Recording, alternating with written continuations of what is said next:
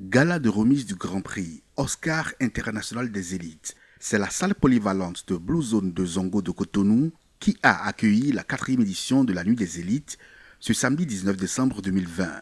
Une édition spéciale dans un contexte sanitaire spécial dû au coronavirus qui inhibe assez d'habitude, comme l'explique Yves Dagounon, président de Authentique Média et président du comité d'organisation de l'événement. Dans son allocution, il n'a pas manqué de rappeler le bien fondé de ce gala de reconnaissance du mérite et ses objectifs. Le Grand Prix Oscar international des élites est un prix d'excellence. Une distinction honorifique qui consiste à reconnaître le mérite des meilleurs acteurs de l'administration publique et privée ayant non seulement contribué au rayonnement du tissu socio-économique national comme international, mais ayant surtout œuvré pour la promotion des valeurs éthiques et morales. La Nuit des élites répond à 5 objectifs essentiels. Honorer les acteurs de la vie publique et privée, persévérer dans leur élan pour l'émergence de notre nation et du continent africain.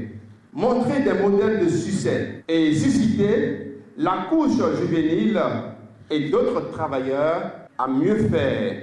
Œuvrer pour la transmission des valeurs éthiques et morales d'une génération à une autre. Promouvoir une culture d'excellence chez les acteurs, tant du secteur public que privé. Enfin, encourager la rigueur dans la gestion, l'engagement et la détermination, surtout la probité. Le collège du jury, formé à cet effet, a travaillé sur plusieurs critères qui ont permis de détecter les performances des 12 lauréats de cette 4e édition.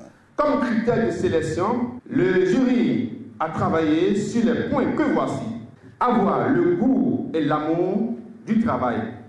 Constituer une référence dans son domaine d'activité. Avoir de l'excellence dans son domaine d'activité, développer un leadership avéré pendant l'exercice de sa fonction et surtout être un modèle de ponctualité. Et je tiens à rappeler que nous avons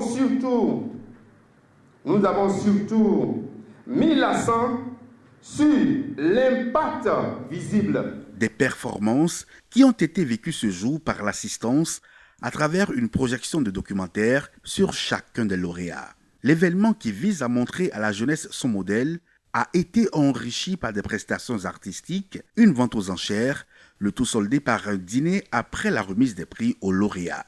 Au rang des lauréats, nous avons en tête le docteur Stéphane Aï, président de l'UATM Gaza Formation, meilleur acteur de l'éducation et du développement. 2e position pour Romain Dacosta, le président du bureau exécutif mondial du Haut Conseil des Béninois de l'extérieur, a reçu le prix du meilleur acteur de la diaspora. Elpidio Sanou, chef brigade des douanes de Kétou, vient à la 3e loge, lauréat du prix du meilleur acteur de la douane. 4e, honorable Dakpe Sossou, député à l'Assemblée nationale, lauréat du prix de la meilleure audace politique. 5e lauréat, Claude Balogun, directeur général de Gangan Production, prix du meilleur impact social. 6e prix, Gilbert Deoumalé, directeur général du Fonds des arts de la culture, prix du meilleur acteur de la culture. 7e prix, José Adossou Bodjrenou, président de l'ONG Nature Tropicale, lauréat du prix du meilleur acteur du tourisme de développement. Alexandre Roudjoklounon, 8e sur la liste. Il est le directeur général de l'Agence nationale des petites et moyennes entreprises, lauréat du prix du leadership managérial. En 9e position pour le prix du meilleur acteur de la transformation agroalimentaire, Igor Constantin Kofi, directeur général de la Société de transformation et de distribution des produits agroalimentaires. Pamela Kapochichi, la présidente de l'ONG Valeurs Albinos, a reçu en 10e position le prix du meilleur acteur de défense des droits humains. La 11e position conforte Bruno Fayingbe, le maire de la commune de Diakotomé, qui reçoit le prix du meilleur engagement politique. Et pour clôturer cette liste de lauréats, Léandre Kapochichi, directeur général de la boulangerie-pâtisserie Belle Dame, vient en 12e position pour s'adjuger le prix du meilleur acteur de l'artisanat. À la fin de la cérémonie, quelques heureux lauréats n'ont pas manqué de nous confier leurs sentiments. Quand on fait bien, soi-même de par sa position, on ne peut pas le savoir. c'est les observateurs qui disent « Ah, celui-là, il fait bien ». Donc ça, ce n'est pas notre œuvre seule, c'est un travail de groupe.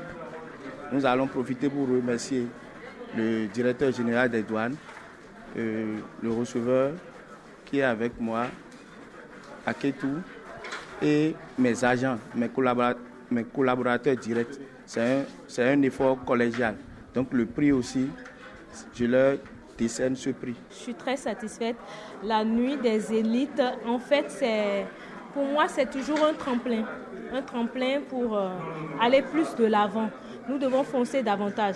Je lance déjà un appel à tous ceux-là d'aider réellement M. Dagounon Yves, qui se bat plus pour la nuit des élites, et que les années prochaines, il y ait plus de sponsors, il y ait plus encore d'accompagnement. C'est vraiment pour moi un rêve pour que demain, dans 5 ans ou dans 10 ans, je vois la nuit des élites internationales recevoir ici au Bénin des élites d'Afrique, pourquoi pas au-delà d'Afrique.